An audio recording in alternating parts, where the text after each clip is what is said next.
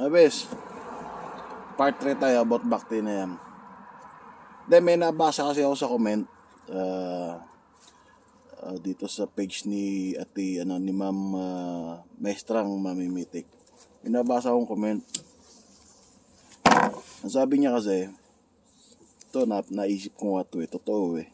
Sabi niya, yung itsura na sinasayaw nyong yan, pagka inilabang kayo sa ibang sayawan, hindi kayo mananalo. Yung sayaw ng tawag yung Bhakti, hindi kayo mananalo. Pagka inilaban nyo sa sayawan, hindi kayo mananalo. Totoo yun. Bakit kayo?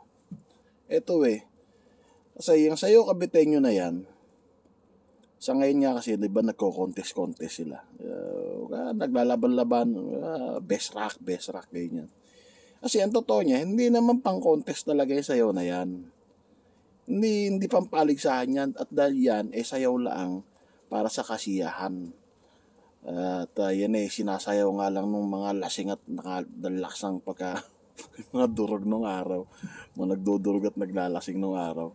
Kaya nga sayaw lakas tama yan noong 1970s Pagka yan paparty ang grupo na yan sabi ng matatanda kaya na niya mga lakas tama. Parang isa sinabi nga, sayaw lakas tama.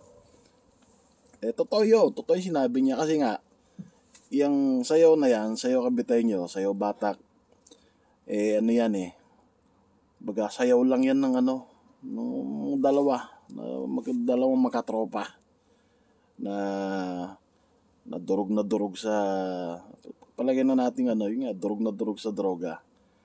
Tapos meron pa isa, sabi, proud pa niya kayo, sinasabi nyo ganyan, galing sa adik. Hindi naman kami proud sinabi ba namin proud? Ang pinaliliwanag ko rito is, kanino nang galing, sino nagpauso niya sayaw na yan, sayaw kabitenyo na yan. Ulitin ko, hindi yan sa magsasaka, lalo't hindi sa cowboy.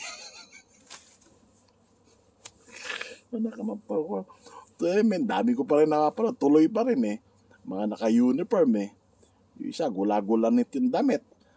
Wow. Paparte ka, gula-gulanit yung damit mo. Sina ka na. Hindi mo mapunta ng party ganyan. Isa walang sinelas, walang shower. Isa naka-boots na cowboy effect. Doon sa sagwan yung tingnan dahil sakit niyo sa mata.